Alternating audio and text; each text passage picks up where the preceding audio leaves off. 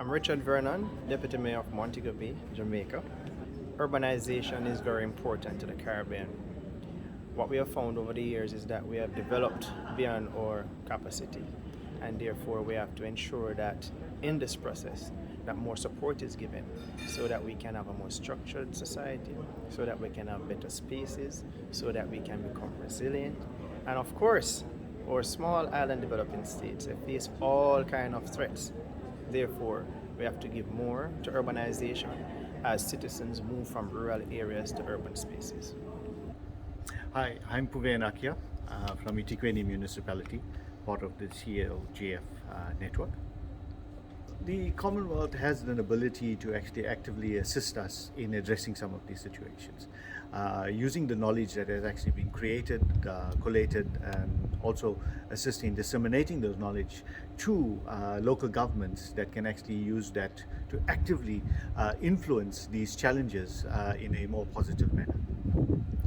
I think definitely we could look at how the CLGF can actually take through the voice of local government at an advocacy level. This could be at various levels in terms of either decentralization, devolution of functions and powers and responsibilities, giving us the voice at a global level to take through the key critical challenges, but also to address how we engage with global level issues and having the voice of local government actively at the negotiating table. I am Rosalind Paul of Dominica, Commonwealth of Dominica, and I am the Minister of Sports, Culture and Community Development.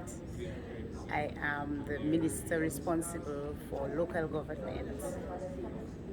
Local government is well placed for central government to provide opportunities for the people at the community level by working collaboratively and in partnership with local government. And it is a very important facility to that, a very important mechanism to ensure that services and development initiatives reach the people at the grassroots level.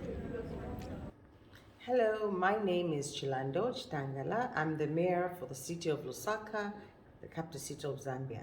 Lusaka city has a population of more than 3.8 million. So it means that we have facing a lot of urbanization from neighboring cities that are more than even 30 kilometers from Lusaka. Everybody around Zambia is now flocking into Lusaka, and it's growing very fast at more than 5% per annum. So it means that service delivery becomes a big challenge because we have a lot of peri-urban areas. Clifford King, Director of Local Government, Belize. Over the last decade or so, municipalities in the Commonwealth, in our Caribbean region, for instance, and in Belize, of course, has continued to face this issue of urbanization. And it really stems from not only the growth in populations across the region and in our respective countries, but it's also people moving into urban spaces, looking for opportunities, looking for access, looking for services, and inevitably, the request for these services, for access, puts pressure on local systems, on local structures, on local government. And so indeed the Commonwealth needs to seriously look at this issue of urbanization, the uncertainties that we're facing with climate change and the shocks that we are exposed to.